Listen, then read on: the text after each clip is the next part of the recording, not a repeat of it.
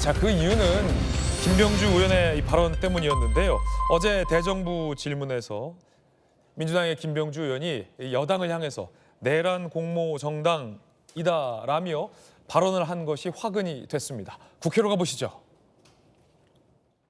내란 속에 윤석열은 강원됐지만 내란은 지속되고 있습니다.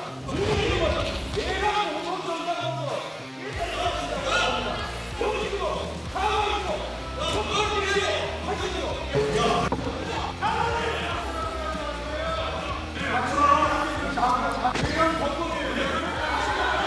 자, 여러분들 조용히 해주십시오. 조용히 해주세요.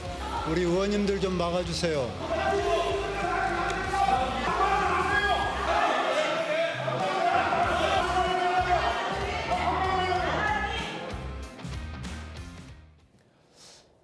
양당 의원들이 이제 뜯어 말리면서 상황은 진정됐는데 평소에 이 점잖기로 소문이 나신 우리 권영진 의원님이 어제 저 상황의 주인공이셨군요. 지금 보니까 평소에 이 점잖은 선배 국회의원께서 벤치 클리어링 경기장으로 좀 들어가셨어요.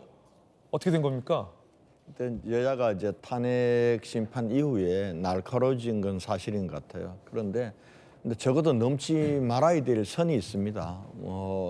여당은 여당의 입장에서 또 야당은 야당의 입장에서 서로를 공격하고 또 싸울 때가 있죠. 그런데 어제 김병주 의원의 그것도 마이크가 꺼지고 난 이후에 발언 시간을 넘겨서 의도적으로 국민의힘을 내란 공모한 내란 동조 정당이다. 그리고 또 해산시켜야 된다라고 얘기했던 것들은 선을 넘어버렸습니다. 사실은 지금 이제 우리 국민의힘 의원들은 만약에 하나 민주당이 집권을 하게 되면은 또 헌법재판소의 구성이 정말 민주당에 가까운 성향의 사람들로 채워진다고 하면은 아마 틀림없이 국민의힘을 내란 동조 정당으로 공범으로 몰아서 해산 심판까지 갈 거다. 이런 어쩌게 보면 위기의식을 지금 느끼고 있는 상황이거든요. 그런 상황에서 어제 김병주 의원이 저분은 이제 최고위원 아닙니까?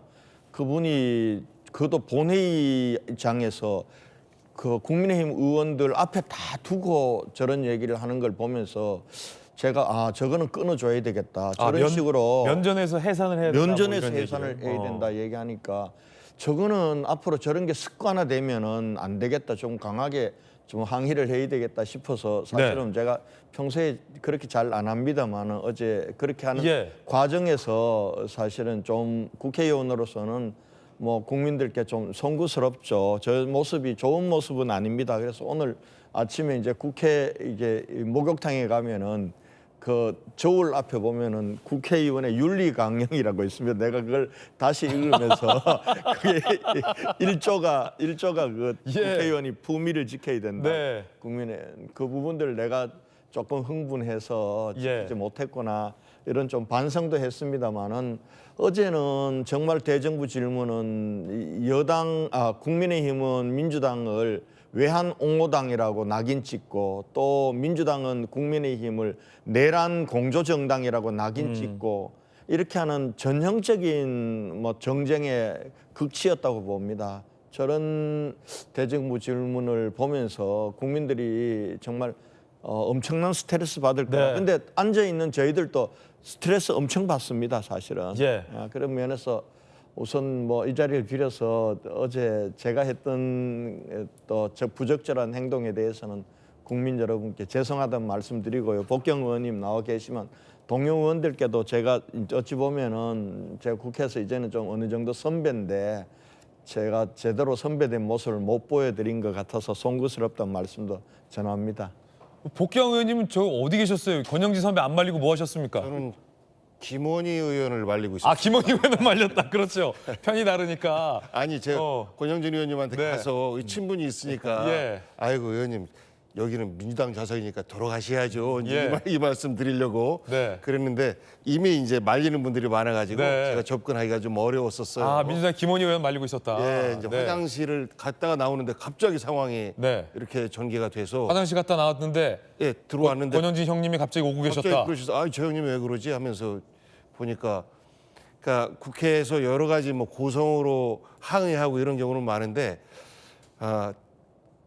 자리를 벗어나서 상대방 의원 좌석까지 접근한 경우는 아마 못 봤다. 뭐 이런 선배님들 벤치 클리어링이에요. 예. 그만큼 이제 권영진 의원께서는 이제 화가 나셨던 것 같은데 네. 지금 대한민국 정치와 국회의 모습을 적나라하게 보여주시는 것 같아요. 근데 굉장히 점잖으시고 합리적인 분으로 소문나신 분이 이제 권영진 의원님이신데 내란 정당이다라는 말을 아마 못 견뎌 하셨던 것 같습니다. 그러니까 계엄에는 분명한 반대 입장을 갖고 있었지만 탄핵에 대해서는 애매모호한 입장을 취했던 국민의힘의 많은 의원님들이 나는 계엄에는 반대했어. 그렇기 때문에 내란에 대해서도 나는 동의하지 않아. 라는 정치적 입장을 분명히 갖고 계신데요.